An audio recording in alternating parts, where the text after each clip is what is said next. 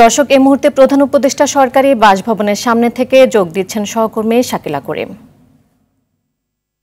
শাকিলা, প্রধান উপদেষ্টার সঙ্গে রাজনৈতিক দলগুলোর আলোচনায় আসলে কোন কোন বিষয়গুলো গুরুত্ব পাবে জানাবেন আমাদের।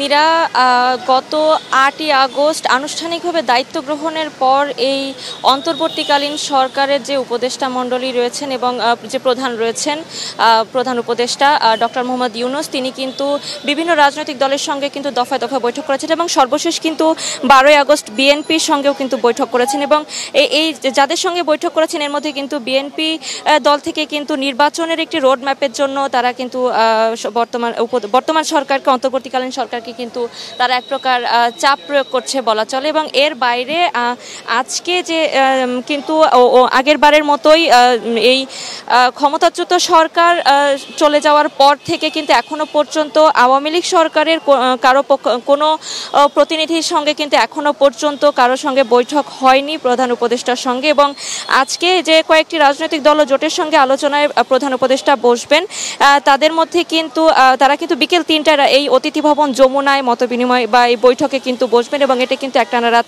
8টা পর্যন্ত, অর্থাৎ 5 ঘন্টা ধরে চলবে। এবং প্রায় সব ইস্যুতেই ক্ষমতাচ্যুত শেখ হাসিনাকে সমর্থন দেওয়া জাতীয় পার্টি কিন্তু এবারের এই বৈঠকে ডাক পেয়েছে এবং আওয়ামী লীগ সরকারের বিরুদ্ধে অবস্থান বাম গণতান্ত্রিক জোট কিন্তু আবার আমন্ত্রণ পায়নি। এবং আপনারা জানেন, আপনার দর্শককে জানিয়ে রাখি যে গত বৃহস্পতিবার যেহেতু বিএনপি মহাসচিব মির্জা ফখরুল ইসলাম আলমগীরের নেতৃত্বে তাদের প্রতিনিধি দল বৈঠক করে প্রধান উপদেষ্টার সঙ্গে এবং দ্রুততম সময়ে নির্বাচনের দাবি তোলে বিএনপির পক্ষ থেকে, যেমনটি আপনাকে শুরুতেই জানিয়েছিলাম।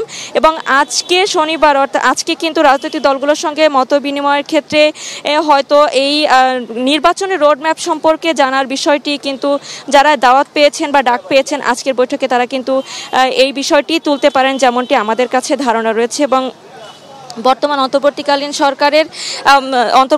সরকার এবং সর্বাত্মক অংশ নেওয়া আরেক দল জামাত নির্বাচন নিয়ে কিন্তু অতটা তাড়াহুড়ো দেখায়নি এবং 25 আগস্ট জাতির উদ্দেশ্যে ভাষণে প্রধান উপদেষ্টা রাজনৈতিক দলগুলোর সঙ্গে কিন্তু সংলাপের কথা জানিয়েছিলেন এবং কবে নির্বাচন হবে তা রাজনৈতিক সিদ্ধান্ত বলেই মন্তব্য করেছিলেন। তবে আজকের এই বৈঠকের পর যারা আসছেন, অর্থাৎ যারা কয়েকদিন প্রধান উপদেষ্টার সঙ্গে এখনো পর্যন্ত বৈঠকে বসতে পারেন, আজকেই প্রথমবারের মতো বসছেন, তারা বৈঠক পরবর্তী সময়ে হয়তো জানাবেন যে তাদের আসলে কি কি বৈঠকের আলোচ্য বিষয় ছিল। পরবর্তী সংবাদে যুক্ত হয়ে জানাতে পারবো। নীরা, শাকিলা, আপনাকে ধন্যবাদ।